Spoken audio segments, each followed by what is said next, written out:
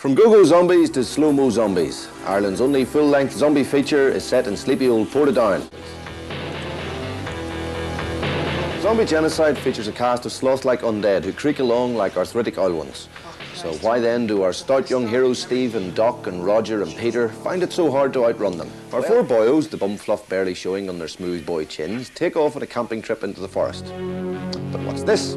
They come back to find that Portadown's been magicked into Dead Man's Gulch.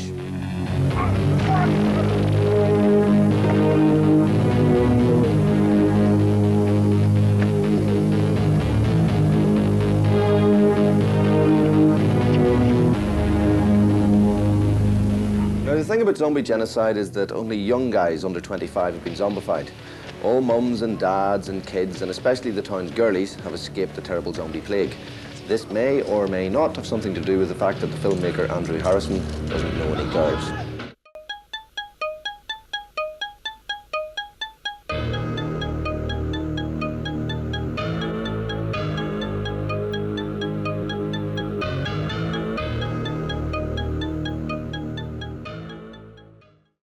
My name's Darrell Sloan, and I was a part of Midnight Pictures with Andrew Harrison, and our first serious film was Zombie Genocide, which we made from 1991 to 1993. It was exciting because almost nobody had a hobby like filmmaking. Being in Northern Ireland, I thought, well, what's the obvious type of movie to make about the Troubles? But we didn't want to do anything like that, so we thought, I know, zombies. We loved Romero, and we thought we could do a decent job, and that's how Zombie Genocide was born. Andrew rented a video camera and he was playing around with things, and it sort of got me really excited. You can really make a film, an actual story that could be long and people would be excited about it, and you didn't have to have a studio behind you. You didn't really have to have any money worth talking about, but it could be really fun. And it was, although the story we came up with, Zombie Genocide, required the whole town being evacuated.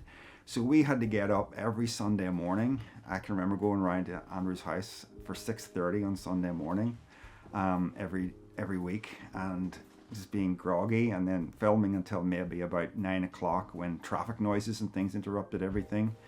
And I can remember we were at Portadown College one time, and girls started arriving for hockey and Saturday morning, you know, and they saw us with zombie makeup and everything, and one guy got really embarrassed, and all this sort of stuff happened. So it was exciting and really tiring, and it took like 2.5 years because we were mostly restricted to filming once a week because of the deserted nature of the story that we came up with. But no regrets. It was, looking back, it's a really fun experience in my memory, and has become kind of much more well known than we ever thought was possible due to the internet, because we were just copying VHS videotapes for friends, and now it's on YouTube, and somehow it's clocked up well over 500,000 views at this point, from being just up for a few years. We never could have predicted anything like that. We were just copying videos. Yeah. So creating Zombie Genocide was an uphill struggle, but because I was only around 20, I had loads of energy, and I just wanted to do this strange thing that nobody else was doing, and we didn't know what we were going to do with it. There was no internet at the time. We didn't care. We weren't thinking about that. It was just, we can do this here, and everything seemed to come together. But it took 2 years to shoot. At the start of the film, I'm fairly overweight, and I've got really long hair, and by the end of the film I'm a lot thinner and I've got short hair. So in the middle of the movie I had to stop and tell the zombies no eating me while I had a haircut and lost a couple of pounds.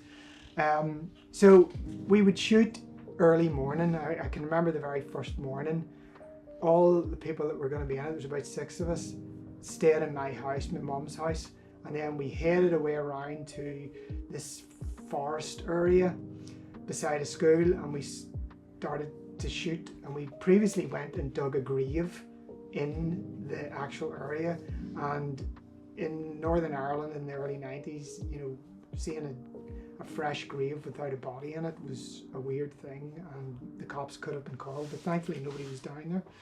So we just continued shooting on. We got up early to try and make the place look deserted, and We also had to use a blank firing gun, and shooting a gun of any type in Northern Ireland back in 1990, 1991, 92 was a good way to get shot by the police. So the very first time we had to shoot off blank, we had everybody primed, and I said, right, as soon as you shoot the gun, I wasn't shooting it, it might have been Darrell, we're going to run just in case. So we shot it, got the scene, the zombie fell down, and I was like, run, run, run. And nobody cared. It was actually behind the Portadown College, that very first shot. So we just kept going on and on. We had a hiatus where we finished half the movie and we thought, this is taking forever. Are we going to complete it? And we thought, well, I don't know, we've half of it. And we sent it around to various magazines to get some feedback.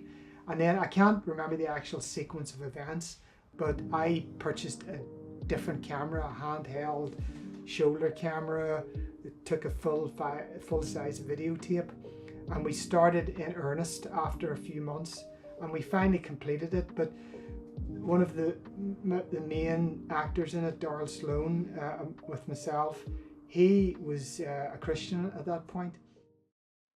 So why did the movie take so long to make? Well, there was a lot to it, but I was wrestling with spiritual concerns through the whole thing. I'd become a Christian when I was 17, just around the time we were starting to make it, and I was just wrestling with the fact that we were making a really gratuitously violent horror movie, and how was this supposed to sit with me as a Christian? And I was just trying to find my feet with it all, and I ended up almost bailing out on the guys, and we had to have a meeting with my pastor. I think you did for a point you did, because I think you're right. We also another reason why it took so long, just to let Darrell finish what he's saying, but is that we had to get early mornings, and that really only could do that in spring and end of summer. So once it got into the winter, we had to stop filming. But I bailed, and it wasn't because I didn't like it. It's more because, you're not supposed to like it. Religion kind of just affects you that way sometimes if you're trying to take it seriously and you're trying to figure out what you're supposed to do, how you're supposed to act, and then you end up almost letting everybody down, you know. But yeah, it's sort of, I look back and I cringe at the way I was back then. When you think about, all things that are real sins, like making a movie with your friends and having fun hardly qualifies.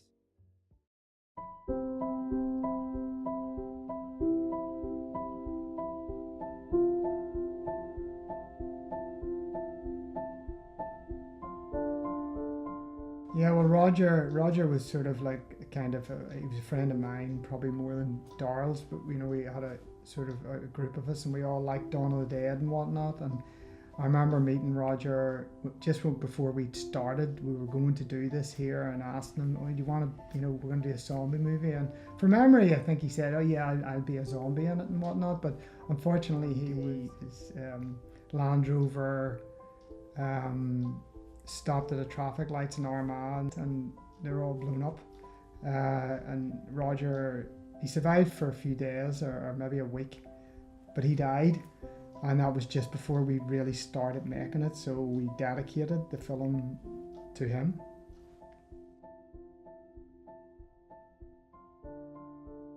We all loved horror movies, especially zombie movies, and it just seemed very apt to dedicate it to him because he died just before we started it. So the 4th of March 91, so I think it was probably around May, April, May, because we had to get the early mornings to try and get the place look deserted.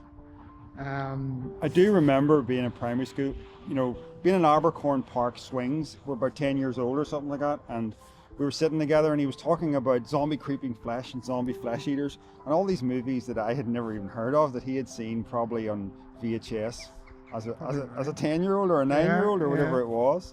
I still remember that.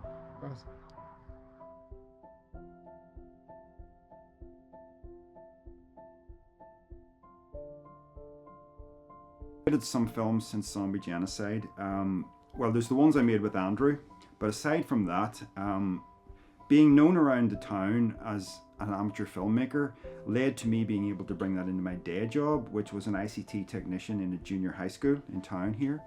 we started up really unique extracurricular activity for the kids, which was a filmmaking club. It really was a magical time at the junior high, creating all those films for about 20 years. I did that, yeah.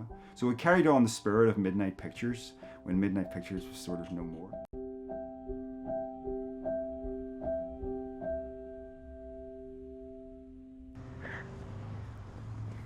Oh, I am too old for this. Too old for a reboot? Not too old for a sequel.